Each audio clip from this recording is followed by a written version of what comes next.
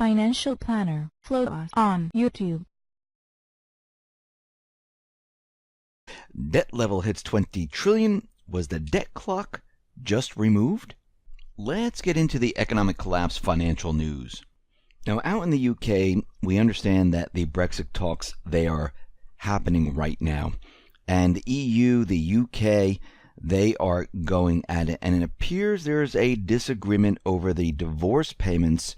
And it looks like the UK is saying, listen, we are not paying any type of punishment fee. And the EU is accusing the UK of backtracking on its promise to pay this fee as it leaves the EU.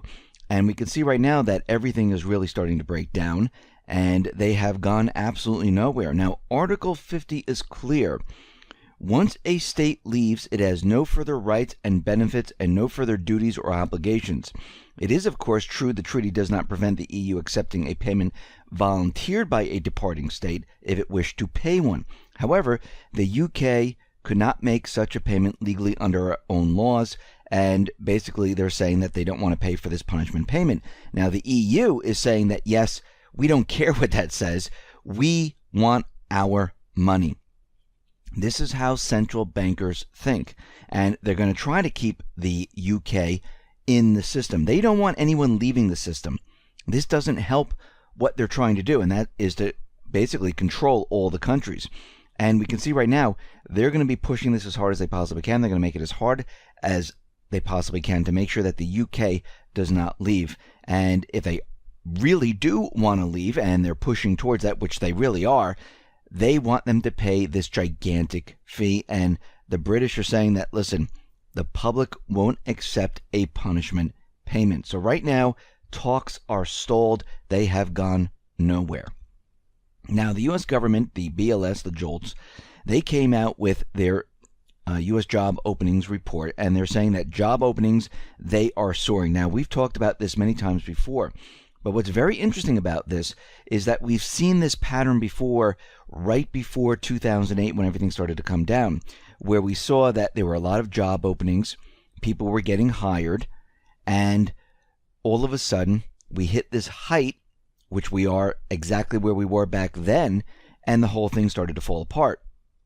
Now remember, the job openings, a lot of the companies, a lot of the corporations, they aren't bringing in sales, revenue. Yes, earnings might look like they are up, but most of these corporations, they are on a hiring freeze. Manufacturing, a lot of plants right now, they are not hiring. The auto manufacturing sector is not doing that well. So a lot of these are open recs, but they're not going to fill them. And they don't want to get rid of the open recs because they really never get them back. So departments normally keep the open recs open. They interview people, but they never hire anyone.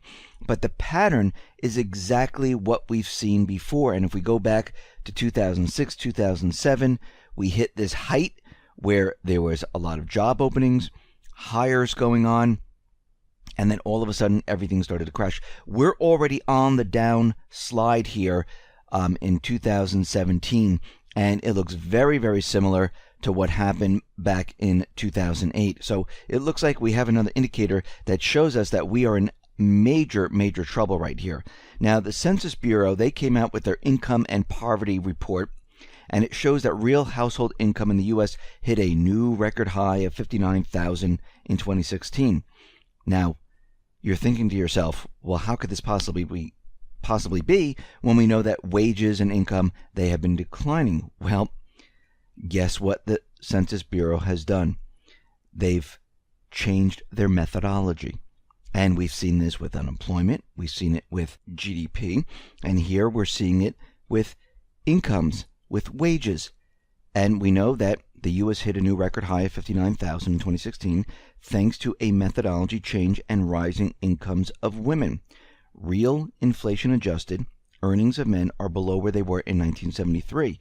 And what they did was they took some of that information from women, stuffed it into men, women, and they changed the calculation to show that, look, everything is doing a lot better. And we know that wages, income, they have been declining.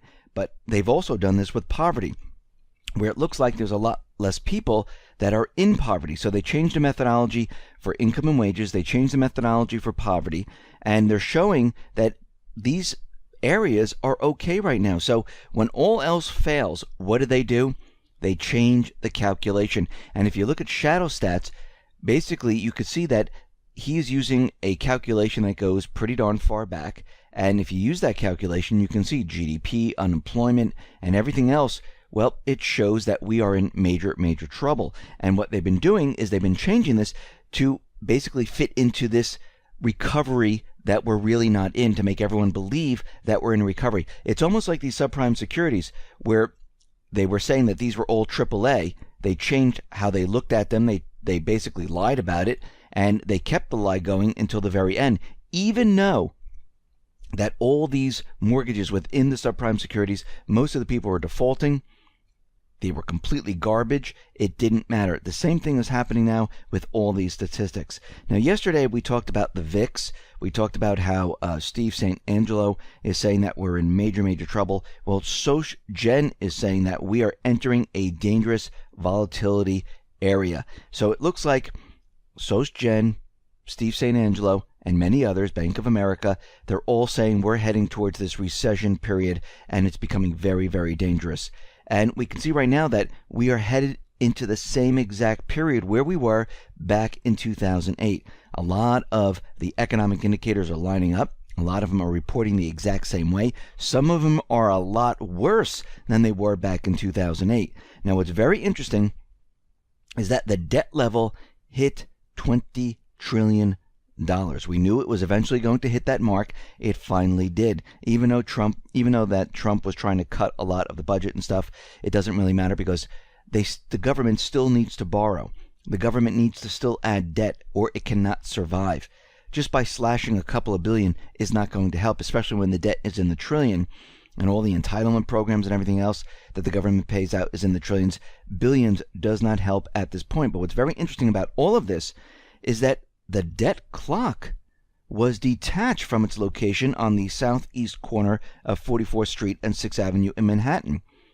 And there is no more debt clock there. Now, why did they do that? What was the purpose of doing that? This way, if they take it away, guess what? The debt just doesn't exist. They don't want people to see the debt. And we can see right now, we're getting to the point where a lot of countries around the world are looking at this and saying, okay, how high is this debt going to get before something breaks? And we could see at this point, and we've been reporting on it, there are many countries right now like Venezuela, South Korea, Russia, China, and many others where they're moving away from the dollar. They're making deals with the yuan, the ruble, and they're saying we're going to be using that currency. And many other countries are starting to jump on this bandwagon, because they know the writing is on the wall. Now, what's very interesting, we have the BREXIT going on right now, and Pepe Grillo, he is out there, and he is part of the 5-Star Movement, and it looks like once the elections are all said and done, he wants a new currency introduced after the elections that are scheduled for next year. Their proposal will replace previous calls to leave the euro completely. Now, analysts say this party is trying to appeal to anti-euro sentiment in the country while avoiding the upheaval of an outright exit. Now, if they go to a new currency, guess what? I'm going to call this an exit. And we're seeing a lot of countries looking at this, saying, you know something? It is time to basically leave the EU. The EU is run by non-elected body, trying to tell these countries what to do. And they're keeping these countries in debt. They are controlling these countries. We see there's many parts of countries like Catalonia that are trying to separate themselves from Spain. And I think we're going to see a lot more of this, where these movements where they're going to say, listen, we want a completely different currency, or we need to completely separate ourselves from the EU. And I think the Brexit is just the beginning of this, and I think basically what's going to happen. Now, if Italy goes through with this, and they get a new currency, other countries are going to follow through. They're going to deal outside the dollar most likely, and we're going to see this happen with many more countries, which tells us that this entire globalist system, well, it's starting to break down. And countries are starting to move away from the dollar. because they realize, with the debt hitting 20 trillion and continually rising, that this is not a good situation. Now, I know Steve Mnuchin went in and said that the gold was there in Fort Knox. This was basically to give the entire world some type of confidence that the U.S. has its gold, because they understand a lot of the countries are starting to move away from the dollar. China, Russia, they've been accumulating a lot of gold, and he was out there just trying to make everyone, believe that the United States is still in control. We still have all this gold. You don't have to worry about the debt. Well, again, he didn't really prove anything. He showed one gold bar. The news agencies really didn't look into every single compartment. They only looked into actually none of them, and they've only looked at one. And really, at this point, there's no proof. I mean, go back to 1970, 1971, when they said there were speculators in the gold market, and this is why we need to temporarily come off the gold standard. No, this was about countries trying to get their gold back, and the United States didn't want to give it back. This is why they closed the gold window. And of course, they wanted to create currency. This is what the central banks wanted. And we can see that all of this is coming to an end right now. And it's accelerating at this point. And we can see that as we move further into this year, into next year, well, things are going to be horrific. The economy is going to break down. Retail is going to be terrible. Housing is going to start to crumble. And the tax receipts coming to the government, well, they're going to be non-existent. And all of a sudden, everyone is going to start to realize that these corporations, they are not bringing in the sales revenue, because most of these corporations, they bought back a lot of their stocks. They closed a lot of manufacturing plants or offices. They let a lot of people go. And at this point, they are stuck. Because the next thing is people are going to be looking at the revenue going, okay, wait a minute, something's wrong here. Where is the revenue? And with all these jobs that they say that we have, how come the government's not bringing in the tax receipts that should be coming into the government, into the state governments? And what we're going to see happen is everything is going to start to break down. We're already seeing it break down. It's going to go a lot further. This is why you need to be ready and prepared.